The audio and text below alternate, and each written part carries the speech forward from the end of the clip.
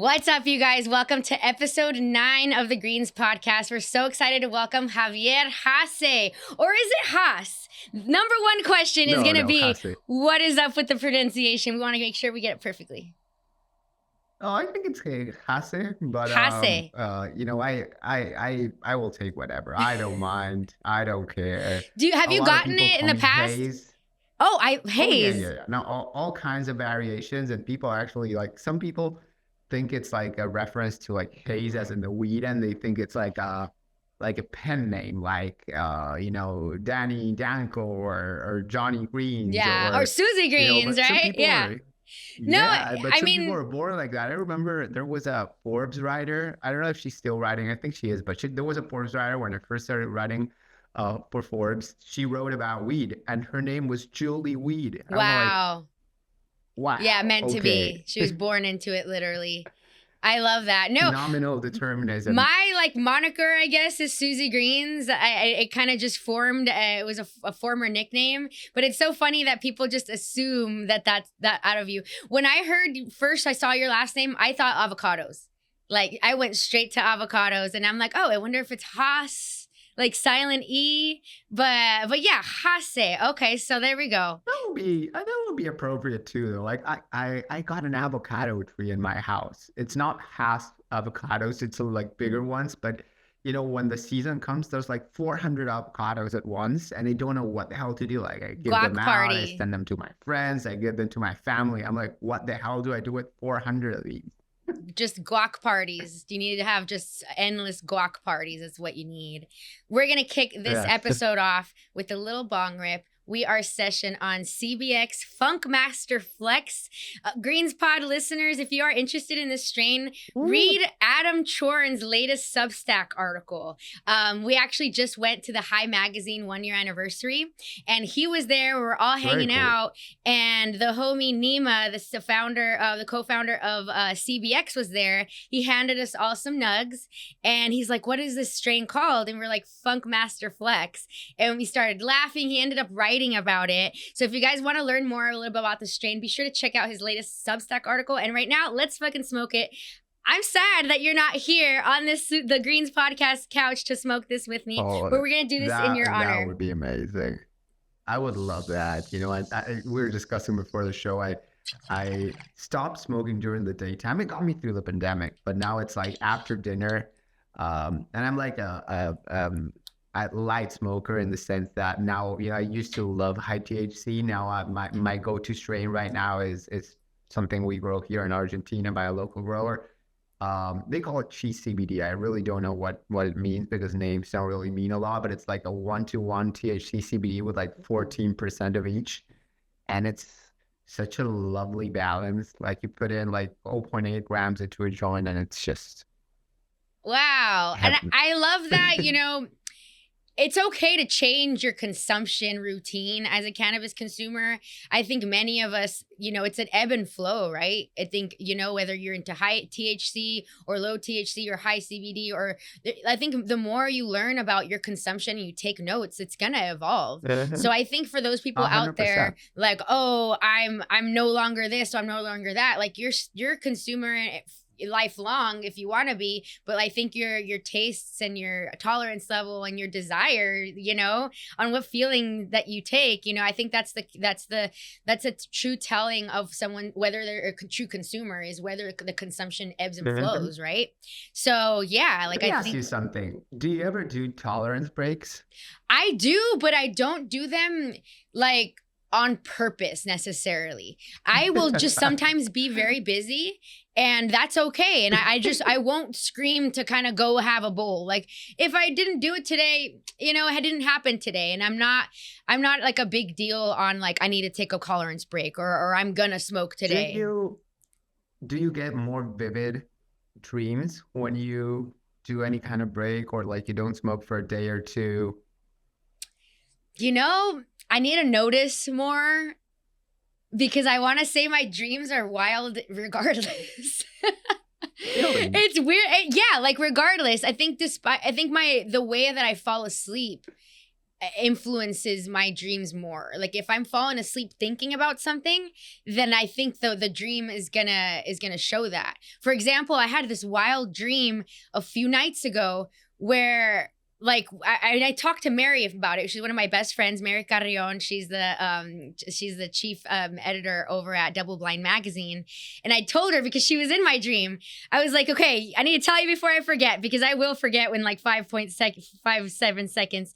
And basically we were staying at a beach house and All American Rejects was playing, this old band from like the early 2000s, like a rock band.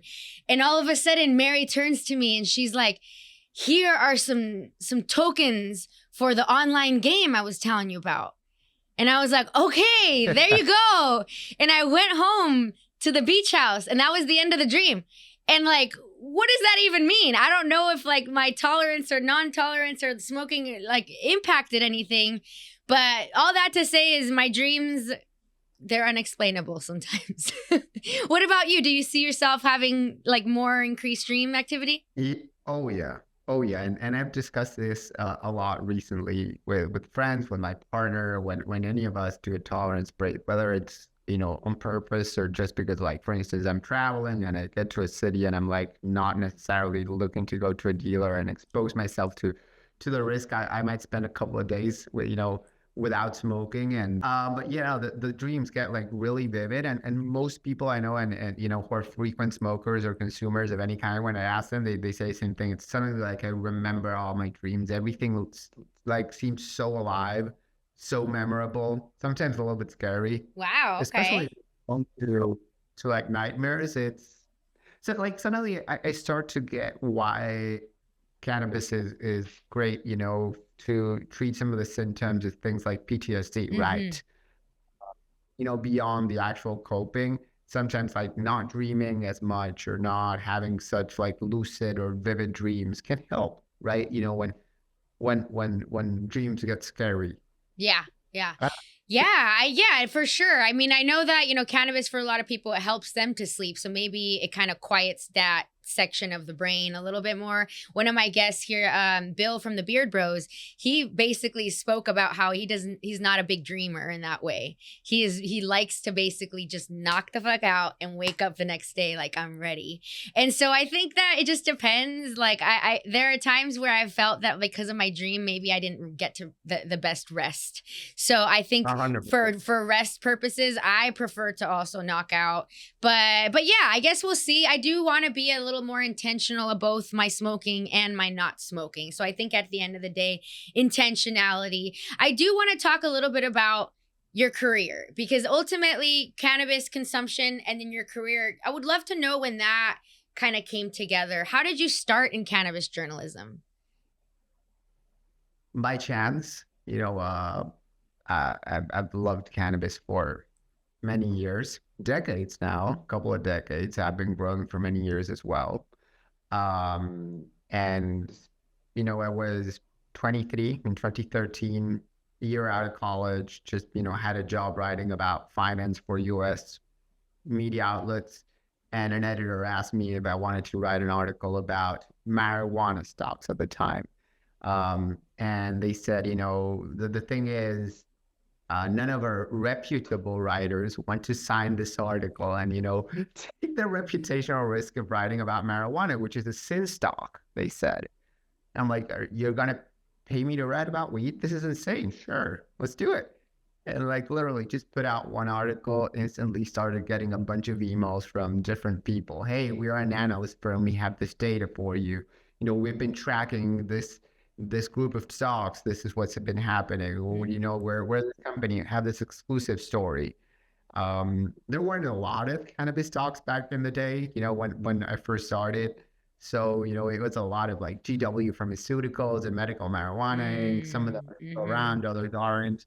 But it was interesting. It was an interesting job. And then, you know, it kind of turned into a career very fast. You know, suddenly I was, you know, getting like, you know, media outlets that didn't want to hire me or didn't want my work suddenly did. And it was very cool. In 2014, I started with Benzinga. It's been over 10 years. Started their entire cannabis vertical, built a team. We built events. Wrote a book for Entrepreneur Media, then wrote another book last year for Hachette Books. Started El Planteo in 2020, which is a Spanish language media Yes, outlet. I've Now been following it let for it Spanish. years. Yes, we've been following it since So you launched it. it's been a fun ride. Yeah. It's been a fun ride, and honestly, a lot of it has to do with the community, with being serious in the work, but also being a part of the community, right? Like it seems like people can tell that even the suits, right? Yeah. They know who knows what they're talking about. Many of them might seem super serious and clean cut and everything. They still love cannabis. They consume cannabis, right? There's a lot of that stigma that just went away. In the past, it was like, oh, executives drink whiskey and do coke. But if cannabis, oh, what a bum, like hippie. And suddenly, right, like it's now not you the see rich vices, right? The rich vices are the other thing, and the weed is for the birds, apparently. Yeah, what's funny is really depends on how much you consume. It's not necessarily an affordable habit. Right. The upside is you can grow it yourself. Yeah. No, some of the most expensive, gorgeous, beautiful weed I've seen, and of course in LA, it's bougie. It's absolutely bougier than some other substances as well. So it's great to see that, I feel like you were at the right place at the right time with the right skills. Right. I think that 100%. you were there with Benzinga at a time where they needed a qualified journalist to tell this story. And who else, right? You had understanding in both the finance market and cannabis to tell this unique story, right? I would say more the timing and the being there and being open to putting your name out next to something that people consider a reputational risk at the time for a serious journalist, quote unquote. Then my skill set, like I don't consider myself to be like the greatest journalist. I'm a decent writer. I'm diligent. I work very hard, but like there's definitely many journalists out there who are much better writers than I am. I mean, there's so many ways to write, right? Like there's so many beats.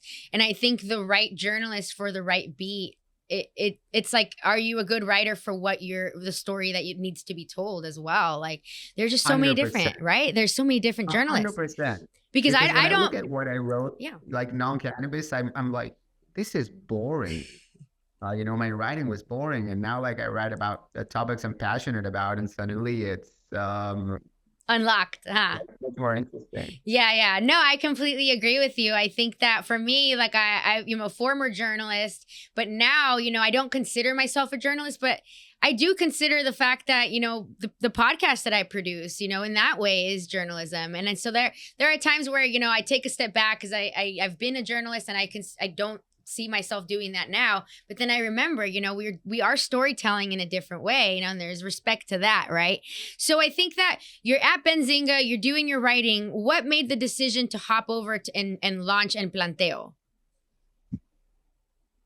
Same thing. It was like timing. It was an idea that my partner Cynthia had like in 2017, and then it was just sitting there, and then in 2020. My boss at Benzinga said, hey, we want to launch Benzinga in Spanish. And I'm like, well, why don't we also do this other thing that is like more endemic or like more authentic in terms of like a Latino team to talking to a Latino audience? I think it will resonate more, especially in the cannabis space. There's a big gap here in terms of media. There were definitely a few magazines in Spanish that were super interesting and doing well, but most of them were very focused on the grower, like the evolution of the internet forum in a way. And it was like, hey, cannabis now is mainstream. Like there's a lot more to discuss than just how to grow it.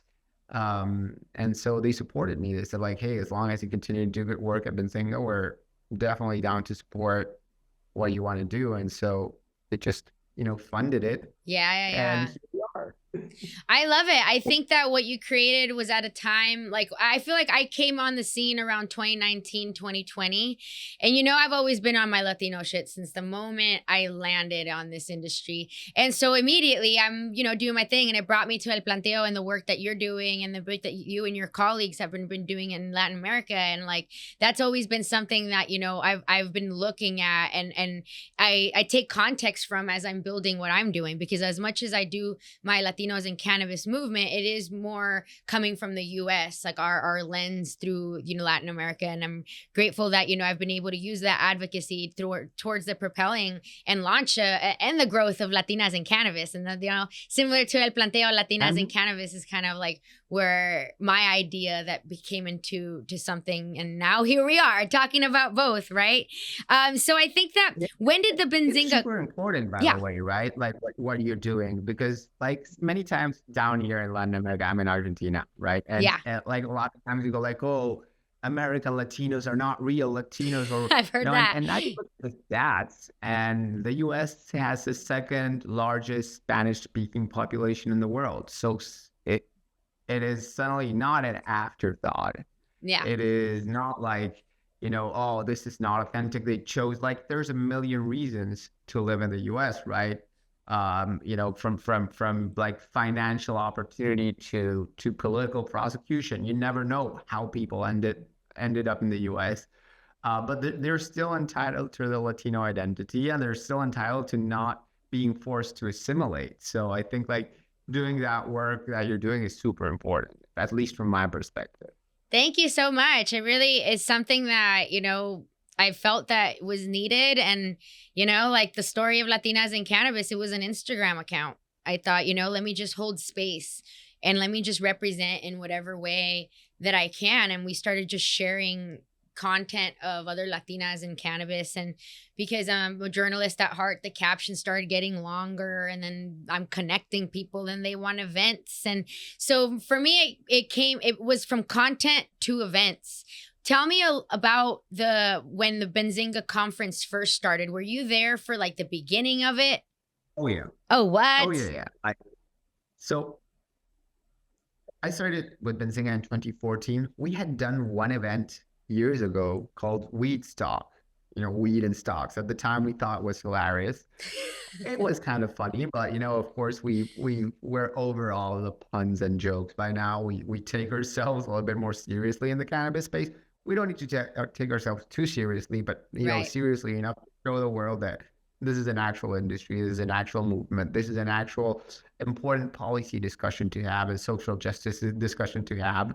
It's, to eliminate the giggle factor from every cannabis conversation. But, it was maybe, I think it was 2017, that we were doing substantial cannabis coverage and started building a team, an editorial team. At some point, the management team said, hey, we should do a conference. It's kind of the logical next step. Benzinga was already doing very big conferences in like fintech, like financial technology and that kind of stuff. And so we went to Toronto for our first conference because at the time it was like the epicenter of cannabis capital markets, like stocks and whatever. And so we went to Toronto, and it worked out very, very well. And also like sustaining media is challenging. It's hard to make any media business viable, right? If you don't have like government grants or something like that, people are no longer subscribing as much. Even myself, many times I go like, oh, I hit a paywall, never mind, I'll just leave, instead of paying like $2. Right. Like of all people should be willing to pay, but like there's a certain amount of subscriptions that you can accumulate. But and then it proved to be a viable way to also support our journalism. And so it was like, okay, we found something that works, that people want, that helps support our journalism throughout the year. And then we host this event which adds a lot of value, and people started really showing up and closing deals and raising capital and finding new partners. And we started hearing back from the people, oh, I raised these many hundreds of millions of dollars at your event. We closed this $2 billion transaction when we met this other guy at your event. And we're like, oh, there's something here. Yes. The Chicago conference coming up on June 8, 9, and 10, especially 9 and 10 in Chicago this year, is our 20th national conference. We also do a regional events, which are the cannabis market Been spotlights. that one. Been to the Anaheim one. Yes. Mm-hmm. No, But you guys are really setting the bar in terms of like conferences that bring value. Honestly, I think that, and I've been truly inspired by it because for those who know, Latinas in Cannabis Summit is our own conference, and similar to what you just said, I'm like finding my journey in what you're saying as well, because there's so many similarities. Because with Latinas in Cannabis Summit, I've found the same, where it's fruitful enough to help sustain our mission through the year, but it also brings together everybody who's online doing the work, so there's so much benefit, and I think in a 360 approach, right? And I think that hearing the feedback that like I got a job because I was at your event, and to be able to facilitate, a space where fundraising can happen in an industry where funding is scarce, funding is so scarce. So this is the 20th Benzinga event as a whole, or the 20th Benzinga conference? The 20th Benzinga Cannabis Capital Conference, which is just the national conference. So then outside of those 20, we also did several regional events. We have another one coming up in California in October. And then there's all the other Benzinga events, whether it's like fintech or digital assets or, I don't know, mining and a bunch of other stuff that I am not as involved in. I do help, but I'm not particularly as involved because it's like, my bread and butter is cannabis. It's what I'm interested in. There's too much to do. I only have so many times in the day, can't do everything. No, that's so awesome 100%. That you've been able to focus on that. So my first Benzinga was Benzinga Miami 2024. That was my first ever Benzinga. I got through as part of the Women Grow conference. I got the scholarship to go, and so me and another colleague, two other colleagues went, and it was great to be able to feel like I was in an environment where I was empowered with other folks that are leaders, but it was my first time. So I got to admit, I had that imposter syndrome of like, do I belong here? Is this a space where I feel like I'm going to get respected and feel like I belong here? And I feel it's a very valid question. It can be a little bit daunting to suddenly walk into a room where everyone is in a suit. Like if you're not wearing a suit every day, like I am, like I'm not wearing a suit every day. So it's only like, it's a lot to take in. But at the same time, it's like that opportunity to walk up to the largest CEO or the largest investor and go like, here's what I got. And that's people who are, more often than not will not respond to a cold reach out or a random email or a request for a call. And suddenly they're there, right? And you can grab a drink, and what's great about that is honestly that for any of those who are like people who are like, I'm not sure if I can validate the price of the ticket. It's the price of being in the room. It's the price of actually being able to go up to that huge CEO and being like, hey, can we grab a drink and talk about, alignment? And sure, that might not show up, by the way. If you can't afford it, do email me, javierhasse@benzinga.com. We have all kinds of programs. We have, all the social equity scholarships and different programs to incentivize inclusion of minority-owned businesses and people affected by the war on drugs. We've had this partnership with Women Grow for many, many years to not only increase representation and have women on every panel and piece of content, but also like increase representation as an industry. We know that the majority of CEOs and C-suites and investors in cannabis are still, white males, but we don't want that kind of representation mirrored in the event, so and I think it's super nice also because I think the organizations we partner with acknowledge the value of this. And then as you mentioned, you got to the conference through our partnership with Women Grow, and now Latinas in Cannabis, which is a separate organization from Women Grow, is hosting its own networking breakfast at the Benzinga conference on Tuesday morning, which now you'll share more details about. But it's in the Invest in Her Lounge, which is hosted by Women Grow. And they're not like, hey, this is our space, we wanted this for us, and we want to just get our word out. Like they're like, hey, you know, if we got value out of this and people who came through us got value out of this, we want to share this. We Yeah. want to spread this. And I love that you guys are really facilitating that energy more, because the industry right now is been in a tough space, and the tough space leads to scarcity. It leads to a scarcity mindset. It leads to me, where, you know, we do need to have more of an environment where we are helping each other out and creating an ecosystem for that give and take. So I'm so grateful for all the support that Shonda over at Women Grow has given to Latinas in cannabis. Of course, she is a Latina herself.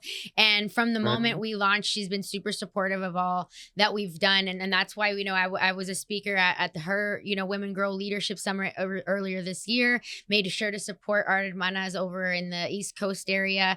And she's been extremely supportive of our work as well. And I think that, you know, my first experience at Benzinga was positive, and I think that the fact that I overcame that imposter syndrome was part of the journey. I think it was part of the Benzinga experience. Well, do you ever get over it? Overcome the imposter Right, syndrome? you're right. Like, I think that it's a journey. You know, yeah.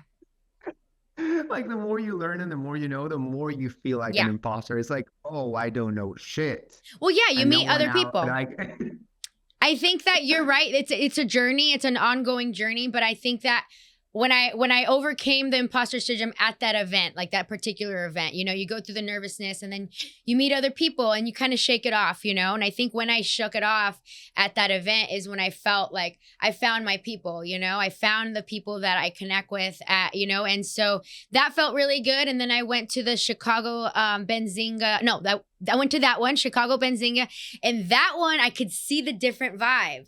You know, I think Miami, you know, it's in Miami. I think people are in a different vibe, you know, more laid back. I think Chicago, it gave me more of like a very serious, like we're meeting now. Like, let's go in this room and we're going to talk serious business. So we had a Latinas in Cannabis booth, and we had so many people drop by the booth seriously interested in the work that we're doing. Like, we had the Chicago, Illinois caucus come through and was like, we're the Latino caucus. We want to support what you're doing. And like serious meetings that happened. And so I think that both are serious, but the Chicago one is a little bit of like a really more, it gave me a more serious money-making vibes. What's going on for Chicago, June 8th through 10th this year? What can we expect? A lot. I mean, just honestly, great content, great networking, everything we are talking about before as well, right? Like, definitely walk into an environment where people mean business, but it's also relatively relaxed and friendly, right? Like, there's more suits without ties than with ties. Yeah. If that makes any sense. But a great speaker lineup, as you mentioned, Dr. Shonda Macias, of course, yourself. Seth Yakatan, very interesting guy to listen to. Rachel Wright from Bird, and super badass boss lady. Yes, love her. Seymour from CNBC and Seymour Asset Management, an ETF manager as well. Yeah, Rochelle Gordon from Green State I saw is also speaking. Rochelle is speaking. She's moderating. I think she's also hosting some kind of, I think she's hosting also a Meet the Press event. I'll have more details briefly. Love Rochelle. Love the work she's doing. Jamie Pearson, Emily Fisher. Thomas from edibles.com. I'm particularly all the excited all-stars. About, you know, like Edible Arrangements. They got into cannabis. I recently interviewed the CEO of Edible Arrangements, and I'm like, this is very interesting. Very cool. You know, then some fun names, you know, you got like Vic Mensa, you know, the rapper. What's going on with Vic Mensa? I'm seeing him around lately, and I saw a video of him pop up, and I'm like, what's going on? He's getting into cannabis? You know, he had a brand for a few years. I think he joined the conference like 2 years ago. So he's from Chicago, and he launched this brand called 93 Boys because he was born in 1993. Which makes me feel very old. No, I feel you. His friends were born in 93, and he's like a hustler, right? So I think that's interesting. We got Walden Angelos, for instance, you know, like try to keep it very diverse. And then, of course, like all the major like MSOs and publicly traded companies and all the investors that you'd expect. But it's an interesting mix where it's, you know, advanced topics, but at the same time, like with very diverse insights. Like our panel specifically, for instance, is focused on why cannabis brands can no longer afford to ignore the Latino population. Like it's Yeah, 20%. let's How are talk you about not that. marketing planet? That part. So, according to Statistica.com, Hispanics spent around 2.9 trillion US dollars in 2021. This buying power is expected to increase to over 2.7 trillion US dollars by 2026. So, we've been seeing the writing on the wall, right? I think that practitioners like you and myself have a different lens because of our identities. Like we can't not separate that. We can't help but to see that. So I know that, I've been out here on my Latino and cannabis mission for several years now. I've been talking about how Latino buying power is something that brands are leaving on the table, right? I've been able to be blessed to have built brands that have shown the impact of that time and time again. But I've still felt that the conversation needed to be had in a larger stage. We've chatted here and there throughout the years about making something happen.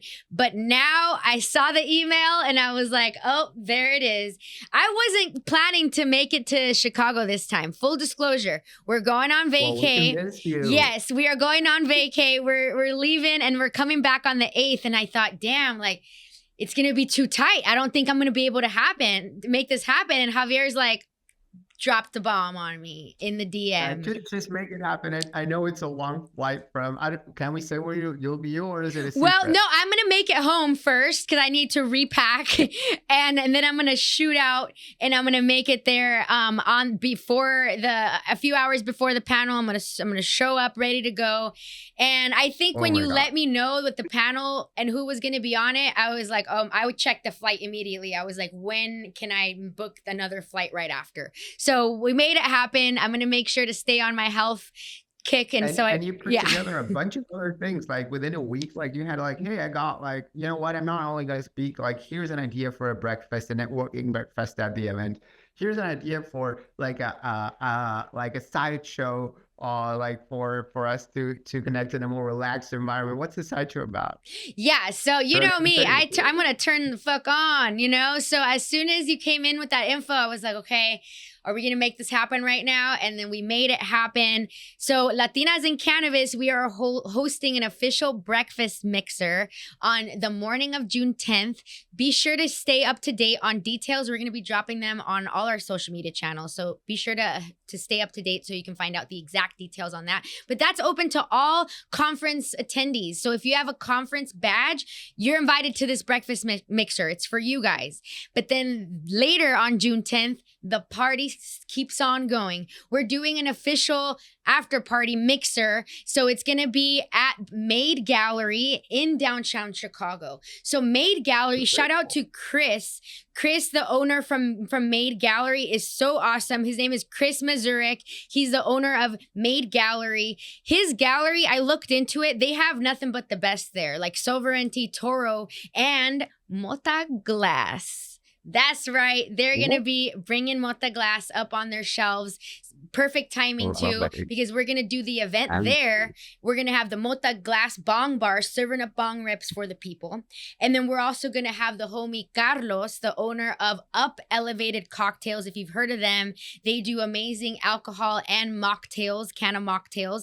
They're going to be serving up some really great tequila and mezcal. But I want to tell a little bit about the mezcal people that we're going to be coming through. Shout out to Ben from Mezcal Mal Bien.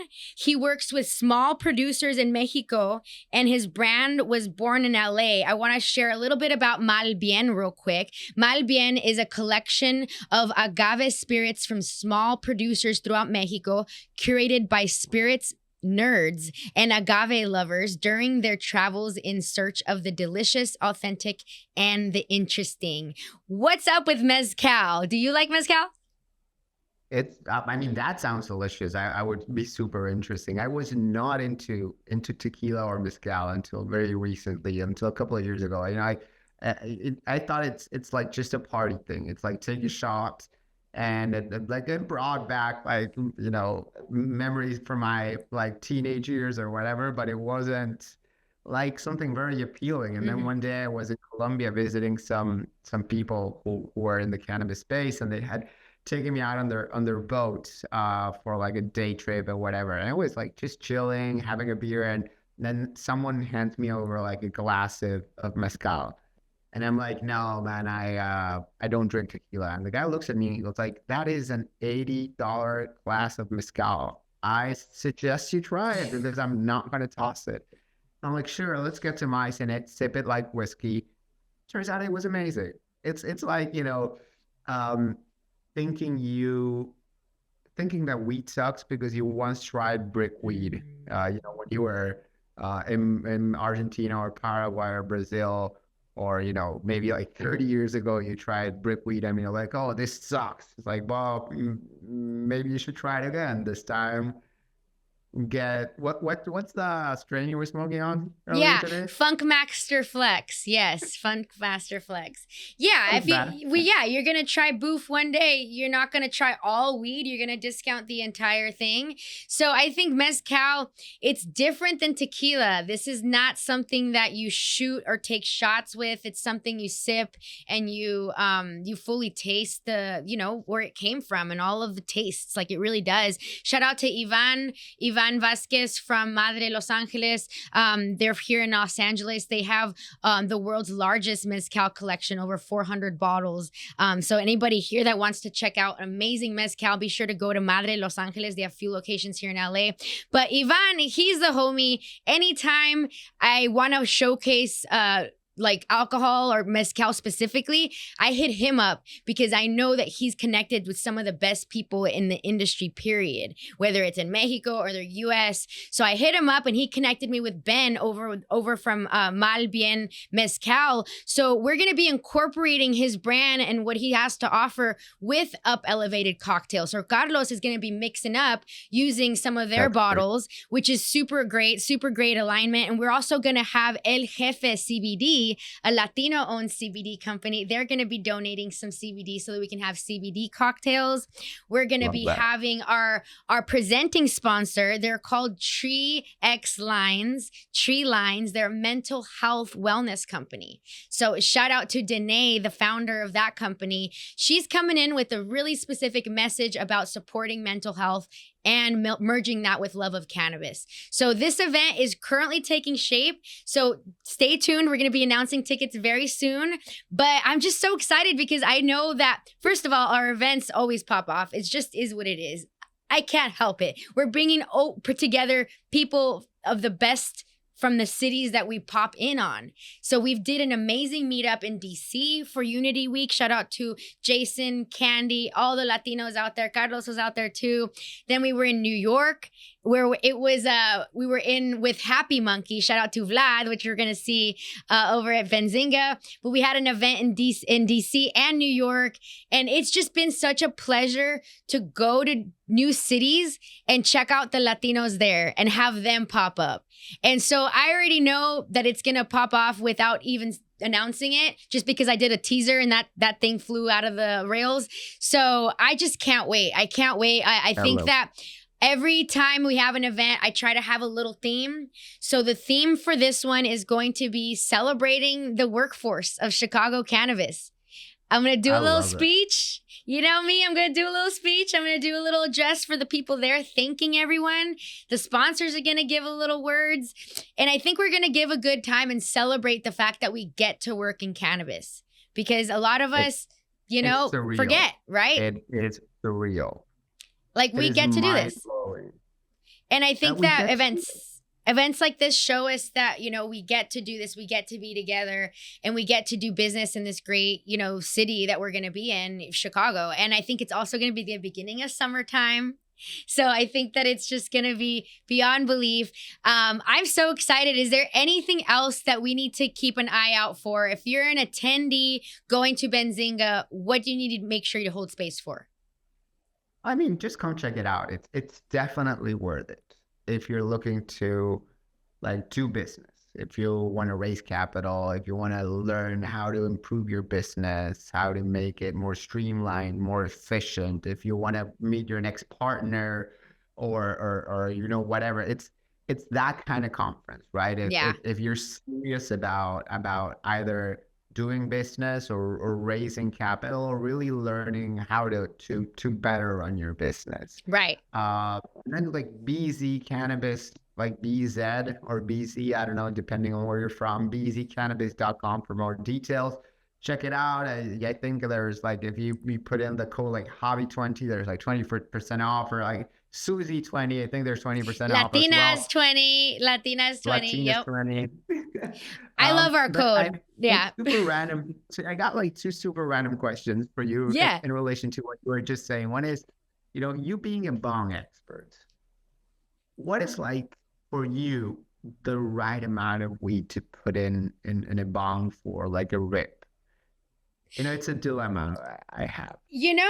I think that, I hate to toot my own horn, but Mota glass bongs are really good about, like, you fill it up to the top and that's like the perfect amount for me personally.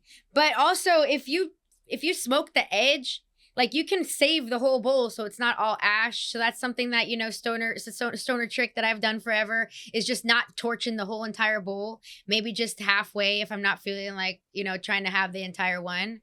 But it just depends. And it depends on so much. It's hard to kind of know what might be right for somebody else, whether it's right for me. But now you're making me want to take a bong rip. So I'm going to have to do that. So I was gonna ask you, like, is it more than one rip per load, or like is it all at once? What's your approach? I guess it depends. If I'm trying to get like ripped, I will do the entire bong rip and make sure that it's completely ash and it is cleared. But if I'm having like I'll have a little sesh, then I'll just have a little bit and save it for later. But it does suck to have to consume ash after the fact. So that's why there are certain people who will torch it all once, because you'll just get the entire hit. Makes sense. And the other one is like, I am very excited about the mocktail patio party. It's like, I recently got into mocktails a lot. Like last night, we're planning on this Friday, one of our good friends and editor at Planteo, it's her birthday and she's celebrating and she's not drinking alcohol. And I was like, what can we do? I'm going to make you some Virgin Marys. And then Natty, my partner, says, hey, we got Warren Bob Bros book. Why don't we see what kind of infused Bloody Mary we can make for her? Yes. Turns out there are several recipes, and it's very cool. Yeah. Shout out to actually Vanessa Lavorado. She's an amazing cannabis chef here in Los Angeles. She just dropped her book, How Do You Eat Weed and Have a Good Time?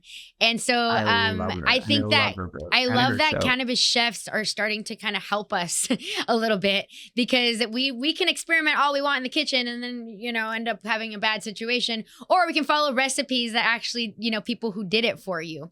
Yeah. I'm really excited about this bar situation as well. When I was planning this event, immediately I went to the homie Carlos. Carlos is a Chicago native, Latino in cannabis, but he's also such a nice dude. Super nice dude, but he's also like straight up like all about Latinos and cannabis, just like we are as well. So when I let him know, hey bro, like I'm doing an event, he was like, what do you need? And so he actually connected me with Chris over at Made Gallery. He's been super helpful of like, this is a Latino owned brand, or like this is a Latina owned brand. Like, I think that one thing that has taught me so much about, this city hopping we're doing with Latinas and cannabis is the importance of working with local people, like working with the essence of wherever you're at. Like, I just think that's invaluable. And so I'm excited to work with Carlos because he really knows what he's doing over at with Up Elevated Cocktails. He's going to bring a whole vibe. He's bringing in his whole thing. We're going to be highlighting Malbien, Mezcal, and a few other brands. Gift bags always. Like everybody who has been to Latinas and cannabis events, they know that you leave with something. Like you're going to leave with something, because we have so many brands that just want to give us stuff. And we are here to give it to you. So I'm just so excited that we're able to do this, Javier, because we want to bring in and attract people who are not coming to the conference necessarily. Like we're bringing the conference people, of course, but we're also making sure the bud tenders know that this is an event for you as well. Workers of any type of the, on the sphere, like come, like this is your event too. If you want to learn how to potentially get to Benzinga next time, so I think And That's some people something. are busy during the day. Not everyone can just like leave their job for a couple of days. They usually like if you're a bartender, maybe you can't like afford like tell your boss like, hey, I'll be out for the next 2 days. It's good. It's for networking. Yeah. It's like, yeah, but we need you here. It's like Yeah. with So I love that you're like, okay, there's an alternative. Like you can still meet the people who came into town. You can still meet the potential investor. You might be a bartender, but you might also have a great idea for a business, and you're like, hey, can I make this my side gig, or can I make this a full-time job? And it's important for the forums and opportunities to be diverse and to be Yeah. diversified and accessible to different audiences. Also, like as I was saying earlier, like it's a lot of people will find it super cool that it's a very serious event, the Benzinga conference, Yeah. but some others might go like, hey, I'm more comfortable in a relaxed environment. Yeah. I mean, at some point you need to get comfortable with wearing a suit if you want to be successful in business, I Yes. think. But when the occasion calls for Yeah. it. I totally agree. I think that Benzinga, it's an experience that any entrepreneur should have. Like you need to have this experience because especially if you battle with, imposter syndrome, if you battle with anxiety, like you have to throw yourself into these waters here, because if you don't build some kind of tolerance for it or strength to be able to overcome it, you're not gonna be able to withstand, when those hard conversations Love it. happen, right? Build up a tolerance, 100%. It's like, hey, you need to start slow, smoke a couple of joints, and then maybe you can go to the infused shot. This is kind of the same thing. It's like get a little bit Yeah, of exposure, and then go bigger, and then go bigger. Right? exactly. Maybe in a few years you're in the Davos World Conference. Exactly. No, and I No. feel like part of the creation of Latinas in Cannabis Summit, it was to help Latinas get their feet wet for this kind of environment. Because Latinas in Cannabis Summit, we would love to have you come, Javier, whenever you're around.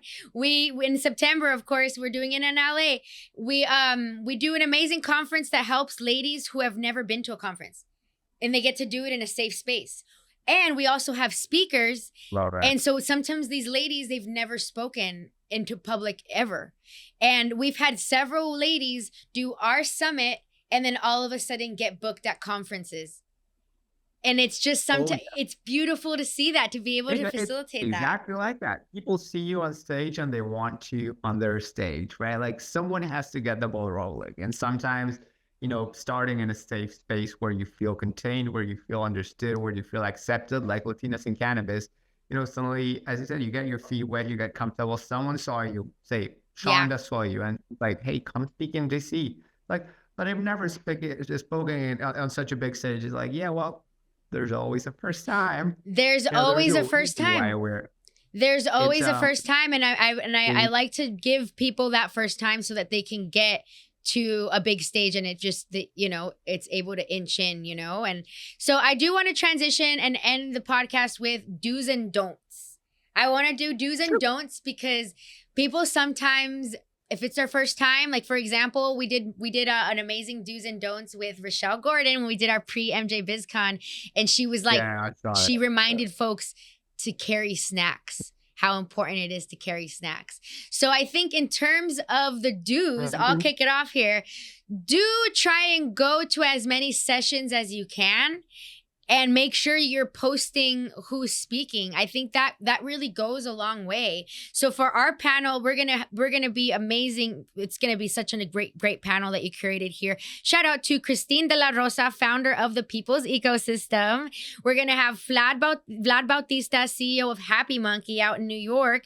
Noemi Perez, CannaWorks Institute, and moderated by yours truly, Javier Hasse. So I think that people got to make sure to go to the panel that they are sure that they want to catch. So be sure to go on the website, right? Check out the panels and what time they're going, and make your little note. Do you have what is a do that you have for us? Yeah, I have a bunch of do's and don'ts. I'm going to say no need to bring snacks. We do provide food and beverage on site. So stay hydrated. Do stay hydrated. Do I would say show up early so that you take advantage of all like the entire day. To download the app. Like there's an app that has a bunch of information and notifications, but it's also a networking app. So it's great because you can set up meetings with people like ahead of time, not just show up like interrupt a conversation and go like, hey, I'm Javier, I would love to meet you. Maybe you drop Yeah. a message, you set up a time to chat, you agree on a place, you know, do Yeah. get your tickets now. There will be more expensive as we get closer to the event. Do come with an open mind. Do behave like a civilized person. Like we have zero tolerance for inappropriate Yeah. behavior, so don't be Yeah. inappropriate. And also on that And note, a lot of professional events, we touched on it before, there's drinking involved. And I think for those people out there who like to have a drink or two, remember that it's still a professional environment and like, you pace yourself. right? Yeah, Pace there's a yourself. cocktail hour at the conference itself, like in the same space Yeah. after the event, and like it's an open bar. Don't go overboard. Like Yeah. there like the $15 you will save in the drink that you could have had later with your friends and not like everyone else. Totally my money well spent. Like, go at it, like pace yourself. There's an after party on Tuesday on the 10th, like later in the night. Yes. Shout out to the Beard Bros. Shout out to Brian, Bill, and Jeff over at the Beard Bros. They're gonna be co-hosting that amazing party. I think the move is gonna be June 10th. Long day, guys.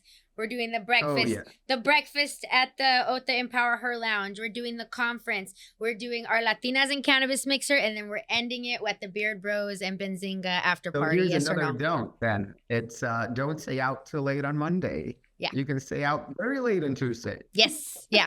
Save your lateness for Tuesday. We're going hard Tuesday from the morning to night, you guys. Save it for Tuesday. Monday, get to bed early because we need you there bright and early for the Latinas and Cannabis breakfast mixer.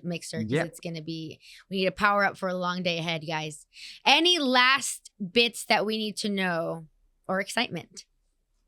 Just come say hi. It's an amazing event. Check out benzinga.com/cannabis. We post a bunch of news and stories. Check out planteo.com if you speak in Spanish. And just come see us in Chicago. It's going to be a fun time. It's going to be a productive time. Yeah. It's a good way to either step up your game or solidify your position in the market. And it's, not as stuffy as people assume. A lot of people show up thinking like, hey, this is not my vibe. And they're surprised. They're like, oh, actually, it's okay to maybe once, a couple times a year, be like really serious about doing business. Then you can go back to your regular life where you're just chilling and going to cannabis cups and like more like relaxed events. But this is not as stuffy as people think. Yeah.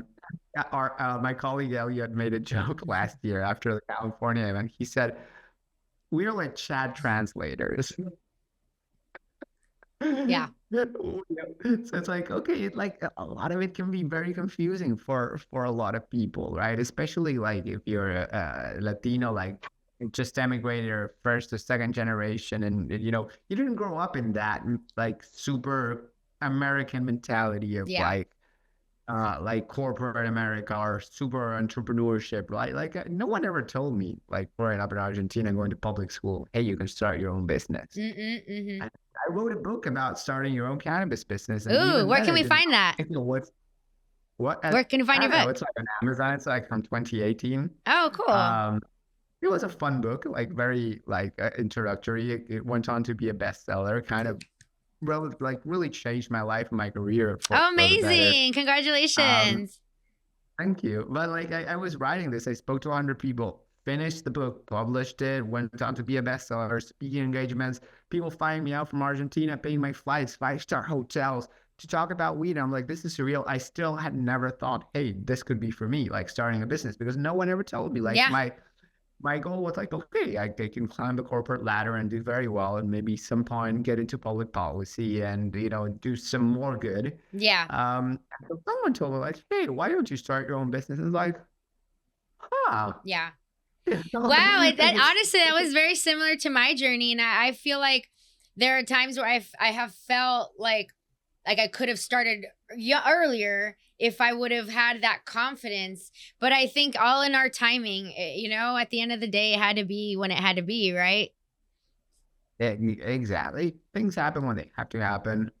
Uh, I am not like esoteric or anything, but I do believe in the timing of things. Like a lot of things in the last few years, I've had like a lot of things that happened where I was like, there can't be a net positive coming out of this, and suddenly I found that my life was much better. Like, and there were some experiences where I was like, yeah, this is shit. Like, there's no way this has a positive outcome for me right now. Like, I'm fucked. And so it's like, oh, actually, I love my life a lot more now than I did last month Yeah. before this happened, before this other thing happened. Yeah. You just gotta be grateful for the and- journey at the end of the day. Like, grateful for the journey, happy to still be here, right? And I think that in We terms don't of know like, how long we'll be here. we really don't. We Might need as to well enjoy. it. Yeah, we need to enjoy every last minute, whether you're at a sesh, you know, in another country, or you're at Chicago Benzinga, June 8th through the 10th, right? So I think for those who are planning to join us, I think my biggest advice is to prepare. The app is amazing. Thank you guys for adding the app whenever you guys did, because I love being able to get the messages from people. There are people where I check my inbox and people have meeting requests, and it's great to like have a plan for the day. Also, like knowing who's gonna be there. And right? like, you know, one of the biggest things, Benzinga's founder, Jason Rasnick, he always liked to say this at some point at the beginning of the event. He was like, sit next to someone you don't know, talk to someone you don't know. I love that philosophy. Yeah. I love it. But not everyone is equally as outgoing. For some of us, it's very hard, especially like for me. I'm not a native speaker. Maybe like it's a little bit hard to approach someone who I think is out of my league or whatever it is and just go like, hey, you know, but that's the app. So a couple friends of mine, they have a company down here in Argentina, and they are operational in several countries in Latin America and Europe and Thailand, and they are getting into the US. They make like accessories and rolling papers. Yeah. And they're exhibiting at the conference for the first time, and they're like, you know, how do we approach? Like, our English is not great. How do we approach a potential investor or a distributor to get us into like a 1,500 gas stations in California? Like, well, maybe use the app. Like, you know, that will help you quite a bit. Like, ask GPT, what's the best way to reach out to someone in the app? They're like, hey, you know, we love what you do. Let's chat.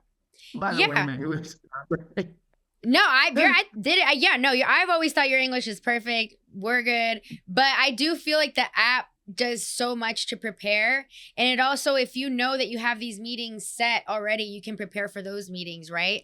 And also just seeing the calendar, the snapshot, and like the schedule, like all those things. Like, make sure if you're planning to go, you download the app and you get prepared. I always say that like the event, every event, it is what you make it.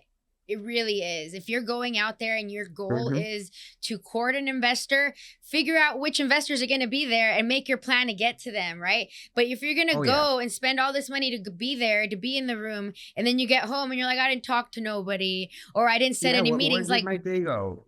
Yeah. Sometimes it happens. It's like, where did my day go? I walked the floor. I spoke to a bunch of people, and it was great to meet random people, and there are many unexpected outcomes to meet like people you are not looking or hoping or thinking of meeting, but at the same time, like it's easy to get sidetracked, and suddenly I found myself many times like going out of Vegas and like maybe not planning out a day and realizing I had spent the entire day walking, chatting to random people, but I had objectives I wanted to accomplish and fulfill, and because I did not like properly schedule it or plan for it, suddenly like everyone is busy. Yeah, and, like, and everyone will get busy. 30 minutes, in 30 minutes, like, no, bro, I got my entire day booked. Yeah, like you really have to, especially when fun is happening. Like if you leave it open, you might end up giving your time to like something you're just like, what did I even do? Like you have 3 days, people, make the most out of it. Fun, buddy. Yeah, no. Like, don't get me wrong. I've gotten into super fun stuff, being at conferences and not having planned for it. Yeah, but it's also easier to default to like partying with friends. Yeah, it's good to do that. You haven't seen in a while. But it's also, as an entrepreneur at a place like this, like you want to close, you want to make alliances with the people that you're trying to build with. Maybe some, obviously, always fun times. And I think that that's why we curate these events, right? To make the fun and the business like happen at the same time, because we only got like here for a few days. So everybody watching, make sure you join us at Benzinga and go to all these events that we're planning, the panels, the events. I can't wait to see you, Javier. It's going to be such a fun time. Yeah. Well, thank you so much for joining us. Muchas gracias a usted. Let's go. Be sure you're following all of his stuff, and we'll see you next time, guys.